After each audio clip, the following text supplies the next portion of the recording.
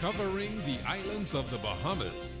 ZNS Network presents The Bahamas Tonight.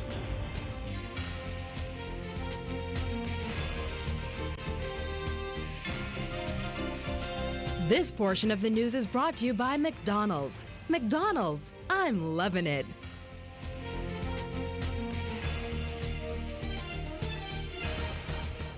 Good evening and welcome to the Bahamas Tonight, the National Report. I'm Keishla Adderley. Thanks for joining us. Topping the news tonight, the government is mobilizing resources on the streets and strengthening anti-crime initiatives. Wrapping up the budget debate this afternoon, Prime Minister the Right Honorable Perry Christie told House members of more new strategies being rolled out soon to curb the violence, especially the growing number of homicides in New Providence. Prime Minister Christie says part of the strategy is to have a core group of officers on the front lines to deal directly with hardcore criminals. The only thing they would know is when they feel the presence of the police on our streets. There's nothing nice or political about this, that we cannot in this country, given our way of life, our history and our way of life in this country, allow that way of life to be compromised by criminal elements. But we must also have a policy. Strict enforcement, preemptive enforcement, prevention, but we must also have a policy that recognizes that there is a generation of young men in our country who could be saved. And the policy must run concurrent with each other. Equal emphasis on a policy of going into those communities, finding out what the challenges are, and finding a way to deal with those challenges. Mr. Christie also explained his expectations as the government executes these new initiatives.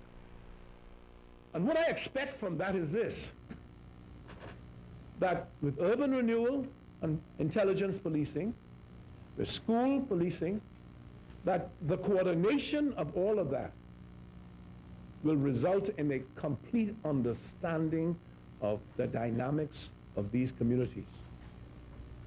And that public policy will be informed. We are going to know what to do, and we're going to know whether what we're doing is working. That's what it's all intended to do. Meantime, National Security Minister Dr. Bernard Nottage has defended remarks he made, which he said may have been interpreted as softening stiffer gun laws enacted by the previous administration. Dr. Nottage was addressing the budget debate in Parliament today when he also told Parliament that it may be scoffed at, but Urban Renewal 2.0 is working, and that agents of the program, with the assistance of the community, may have averted a serious crime. Last week, they were able to get information that here was a car sitting at a dead-end street with 3 fellows in it, waiting for the 4th fellow to carry out a hit. How do you think they get the information? You can only get the information from within the community from people who know. Dr. Nottage spent much of his budget contribution speaking to the program, which incorporates a softer side of policing intended to form a crime-fighting bond with communities. But he says there's nothing soft about his approach to crime. He went on to explain that comments he made referring to the need to review new, stiffer criminal penalties may have been misconstrued. I said that we might have to review them because the courts had said that the sentences were inappropriate for the crimes. And they were sending these men back to the magistrate's court for them to re-sentence them. But they couldn't re-sentence them to anything. That's because they were given a minimum sentence that they had to pass on these offenders. So they're nothing but being soft. It's about being real. Stating that he's never engaged in the government-to-government blame game on crime, Minister Nottage says he plans to take the debate over solutions to the people. A public meeting at the Joe Farrington Road Auditorium will facilitate the dialogue, and in the meantime, he wants to hear a new statistic from police. Don't come to me with no report saying robberies are up, but our detection rate is high. I don't want to know the detection rate. I want to know the prevention rate. I want to, but I'll know that by seeing what's happening. I don't want you to tell me that we solved this murder case because we arrested somebody. The person dead. The person dead. You can't change that. I don't want them to die. Well, urban renewal agents were on the ground in Bain and Grantstown today. Carla Palmer talked with stakeholders about the impact the program is having there. Genuine is how residents of Bain and Grantstown are embracing the government's urban renewal initiative as they welcome authorities of the various agencies into their homes, led by Police Inspector Anthony Roll, officer in charge of the Bain and Grantstown Urban Renewal Project. We all know that the economy is bad and unemployment is high. As we walk around the community, we notice that a lot of kids, they're on the street, they're not in school, and some may wonder why. But when we speak to these kids, they are saying to me, Inspector, I didn't have no lunch, I had no clothes to wear, I wasn't able to take a bath. You look up in the roof, you can see daylight, you know, and these elderly, in most cases, live alone. Their children, probably for some reason or not, don't check for them, but they are living on old age pension that is not able to supply them with all their needs. Inspector Roll strongly believes that urban renewal will impact the high crime level. Well, I've been on the police force for 21 years now, and during that time I've discovered that it's not all about locking up people. Urban renewal is a different way of really fighting this crime, because what we're doing is we are all about punishment, but no one is training and teaching the citizen, teaching the children. If they do something, we lock them up.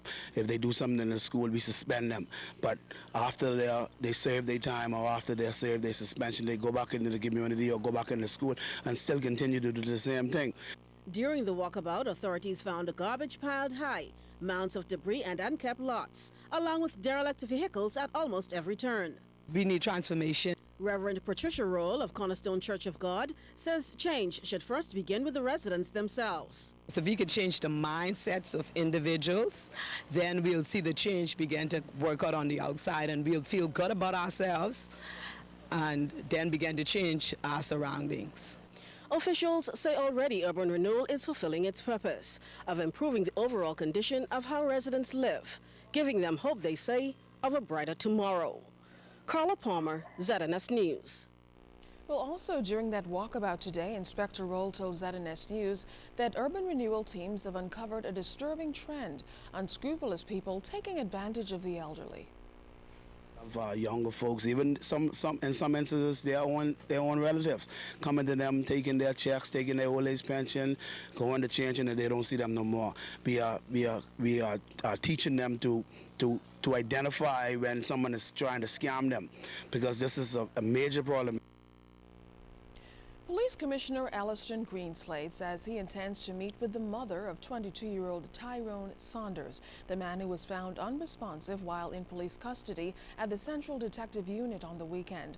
Mr. Greenslade also told reporters today that an intensive investigation into the death is being conducted by Coroner Linda Virgil.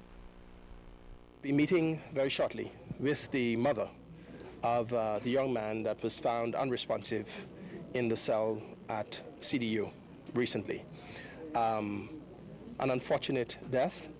However, I want to assure the public that this commissioner is all about good governance and doing things the right way. I've ensured that everything has been done properly in that matter, and I'd like the public to please wait for Her Majesty's coroners to issue a position in that matter. Please do not rush to judgment. This is a professional organization. I stand on credibility with the vast majority, if not all of our people, in doing things correctly.